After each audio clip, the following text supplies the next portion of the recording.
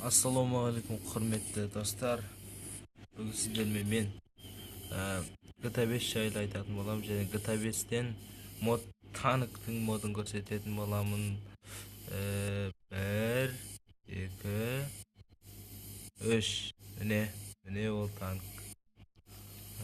Бұл танк әскери танк екенін бәріміз білеміз. Бұл танк родной танк емес, әрине көздеріңіз көріп тұрғаныңыздай. Бұл әрине мод. Бұны орнату қиын емес. Көз түсінбейді негізі. Бірінші аппақ файл шыққанына. Сондықтан оны бірінші Open 4-ке салыңыздар, сосын ашып қараңыздар, сосын сурет тұр. Сосын атына өзгерте саласыздар, болды.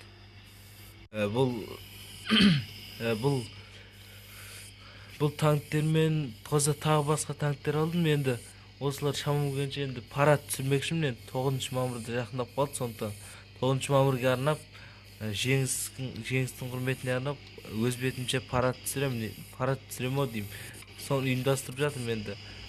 Жақсы болып шықса жіберем. Егер жақсы болмаса айып етпеңіздер. Қазақстанның атынан түсірем. Ресейдің атынан түсіру әрине мүмкін емес шығар. Өйткені Ресейдегі көп соғыс техникаларын қажет етеді. Қазақстанға мынау мен тапқан техникаларым өзі жететін сияқты. Сондықтан тек Қазақстанға ғана арнайтын боламын. Қане енді танктың несін көрейік. Танктың күшін. Міне атып көрейік.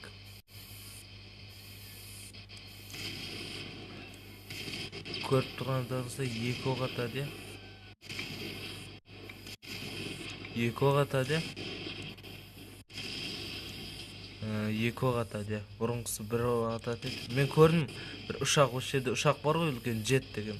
Сол ұшақпен жойған.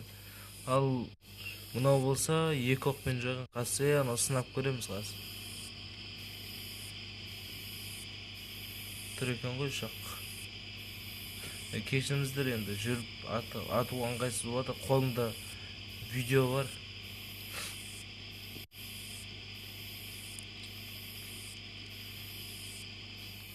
Міне енді атып көрейік. Ажиге бар жақындақсыз. Әне жарылыс болған кезде қатады енді. Бір, екі, үш. Бірінші оқ кетті. Әне екі оқтан жойды, көрдіңіздер. Әлгі ескісі болса үш оқтан жоятын еді. Өйткені бұл мықты танк. Ең үздігі деп осыны таптым.